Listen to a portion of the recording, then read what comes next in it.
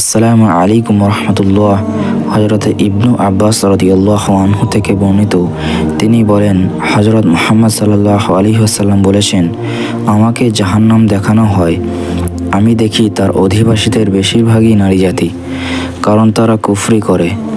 রাসূল সাল্লাল্লাহু আলাইহি ওয়াসাল্লামকে জিজ্ঞাসা করা হলো, তারা কি আল্লাহর সঙ্গে কুফরি করে?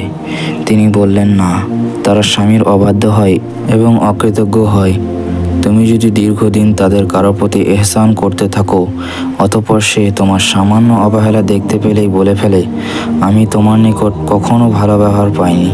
এই একটি কথা বলার জন্যই তারা স্বামীর সাথে কুফরি করত, নাউযুবিল্লাহ, এবং এর ফলে আল্লাহ তাআলা তাদেরকে জাহান্নামে নিক্ষেপ করেছেন।